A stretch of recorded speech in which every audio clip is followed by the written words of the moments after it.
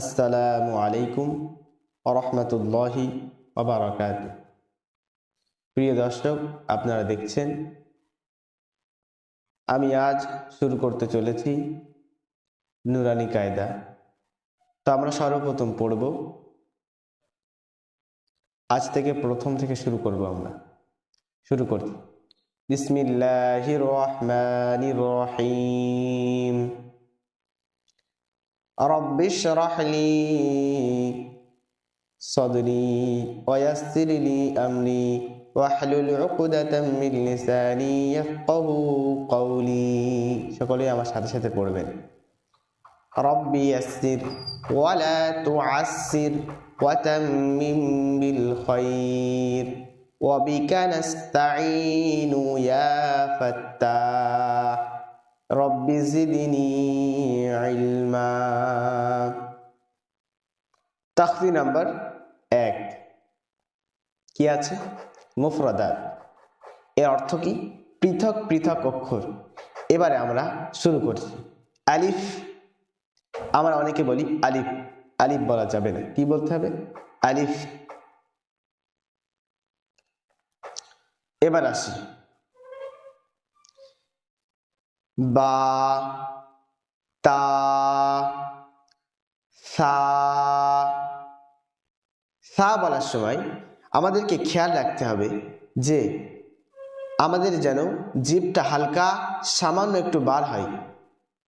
যদি আমাদের জিভ সামান্য একটু বার না হয় তাহলে কিন্তু আমাদের সা শব্দের উচ্চারণ সঠিকভাবে হবে না। তো আমাদেরকে এটা খেয়াল রাখতে হবে। তাহলে আমি আবার পড়ছি। সা, জিমটা একটু চেপে হবে। জিম, দাঁত পুরোপুরি মিলিয়ে দিলে হবে না, সামান্য দাঁত, দুই দাঁত, উপরের দাঁত এবং নিচের দাঁতের মধ্যে একটু সামান্য ফাঁকা থাকবে। জিম। তারপরে আসি, আমাদের আলিফ থেকে ইয়া পর্যন্ত দুটি হা আছে, একটি বড় হা, একটি ছোট হা। এই যে আমরা হাটি পড়তে যাচ্ছি, এই হাটি হচ্ছে বড় হা, এটা হচ্ছে গলা থেকে বার হবে। হা, খ, খ ওই একই জায়গা থেকে, খ, দাল, রাল। রালের সময়ও আমাদেরকে খেয়াল রাখতে হবে আমাদের জিভটি সামান্য হালকা একটু যেন বার হয়। যদি বার না হয় তাহলে কিন্তু আমাদের রালের উচ্চারণ হবে না। তো আমরা কি বুঝতে পারলাম? সা এবং রাল এই দুটো অক্ষরে উচ্চারণ করার সময় আমাদেরকে সামান্য একটু জিভটাকে বার করতে হবে। রাল, র, জা, সিন, শিন, صاد ضاد طا ظا عين غين فا قاف كاف لام ميم নুন ওয়াও হা। এই যে হাটি আমরা পড়ছি, এই হাটি হচ্ছে ছোট হা, সিম্পল মুখ থেকে বার হবে। হা, হামজা, ইয়া, ইয়া। আরো একটি কথা বলে দেই, হামজা আর আলিফ, যখন আলিফ খালি থাকে তখনই আলিফ থাকে, যখনই কখনো আলিফের ওপরে কোনো কিছু চলে আসবে, জবর হোক, জের হোক, পেশ হোক, নোক্তা হোক, সাকিন হোক, তখনই সে আলিফটি হামজা হয়ে যায়। সে আলিফটি কি হয়ে যায়? হামজা হয়ে যায়। আমাদেরকে এই জিনিসটি খেয়াল রাখতে হবে। এরপরে আমরা একটু অক্ষর প্র্যাকটিস করে নেব। তো আমরা অক্ষর পরীক্ষা করছি।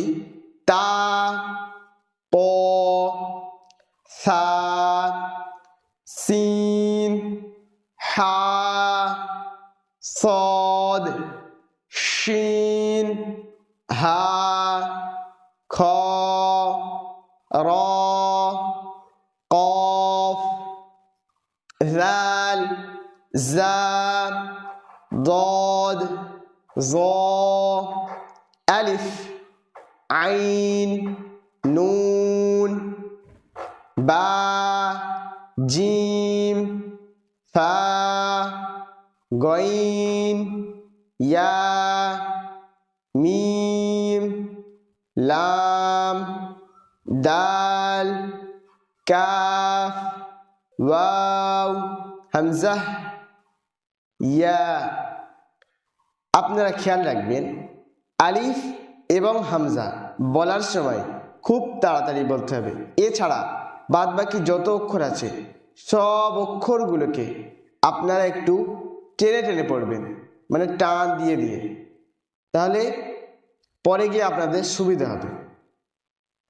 এবার আসি যুক্ত অক্ষরের সাথে মিলিত অক্ষরের আকৃতি।